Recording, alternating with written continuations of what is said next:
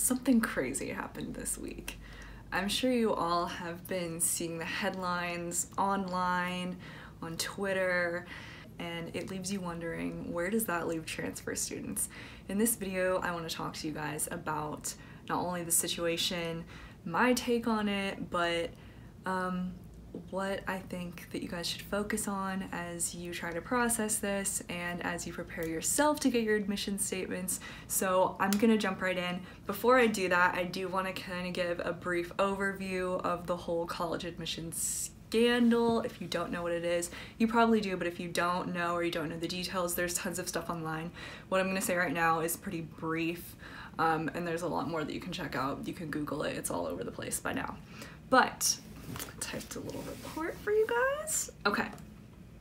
So on Tuesday, March 12th, 2019, the Department of Justice announced that they were charging over 30 people for their involvement in the college admissions scandal, also known as Operation Varsity Blues.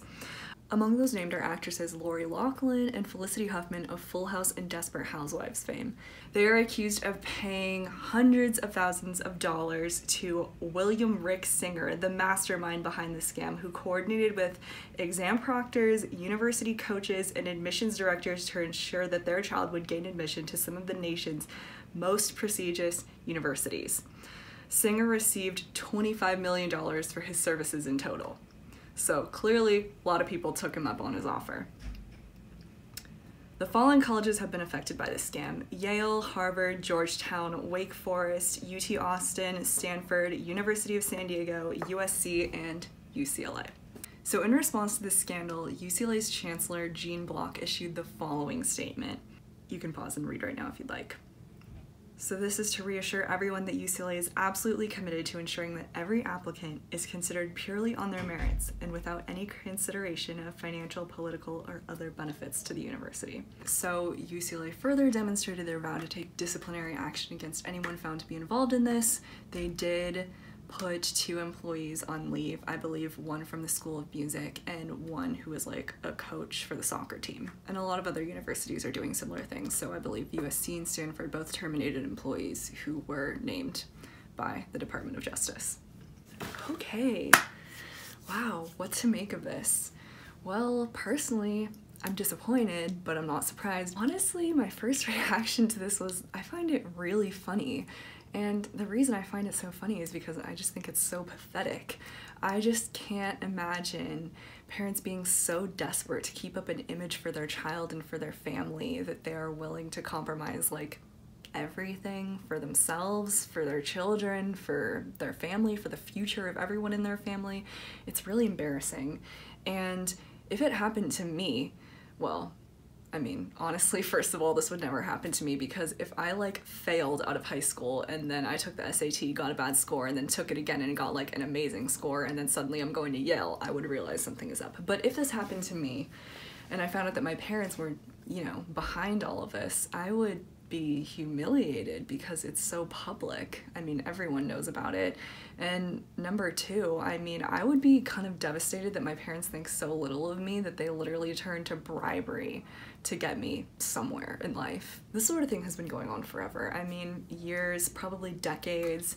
You know, you see some wealthy family donates X amount of money or donates a new building to a school, and then suddenly they have a few more kids coming in. Not uncommon at all. I went to private high school. I saw this happen with a lot of the high schools in my area. It probably even happened in my own high school. It's really sad to me that things like this go on behind closed doors, that I'm sure they've been going on for years and decades, and you know, no one ever finds out about it. But it's just sad that people like me and like you, who are going to community college and working our asses off to get into the school that we want to transfer to, you know, we have to struggle so much, but such is life, right? I wanted to bring it up because I'm sure a lot of you have it on your mind, and admission decisions are about to come out. So honestly, I know it seems really unfair and it really sucks, but I don't want you guys to waste your energy thinking about this. I think especially now, so many colleges are going to be on edge, and they're going to be really careful about, you know, going forward, who they're accepting and the whole process. the truth is it's not really my place to judge, so we'll just have to, wait and see how it all plays out. I do think it's rather unfortunate that community college kids in particular work so hard to get where they want to go, and then people like this just waltz right into college with absolutely no merit and no credentials. The only thing I have to say is a lot of people look down on community college students or otherwise disadvantaged students, but hey, at least I didn't have to beg, borrow, and steal to get into UCLA, right? Like, I may not have money, I may not be famous, I may not come from a well-known family, but at least I still have my dignity, and I'm sure you guys can relate. So be proud of yourselves. You did not find yourself caught up in this situation. Congratulations. Like I said, it's not my place to judge, but the outcome that I would hope to see is that these universities would terminate the students who were found to be erroneously admitted or admitted under false pretenses. I mean, I know a lot of them weren't aware that their parents did this, but I mean, now they have to pay the price. Like, their parents aren't going to get away with their actions, and now not only their parents, but everyone involved has to live with the consequences. So there are a lot of people who would kill to be in those kids' positions, and if they're off partying in a yacht or, partying on frat row, there's someone who would go to class every day and work 18 hours outside of the classroom 10 times harder than they did just to earn their degree that they could take into the world and actually do something useful with, not just be an Instagram influencer.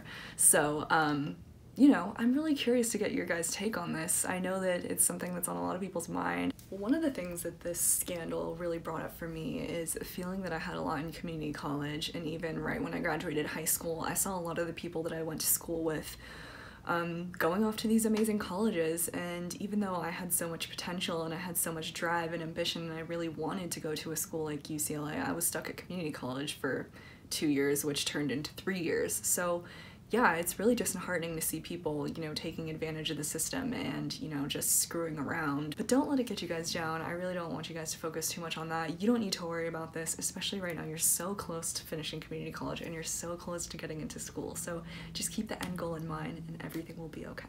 Let me know what you guys think down below in the comments. I'm really curious. I know that this is a pretty controversial subject, but it's something that's on everyone's mind, especially for us. This is really relevant to community college and transfer students, as well as, regular old freshmen in high school. So let me know what you guys think down below, and I will see you next Saturday at 3 p.m. Bye!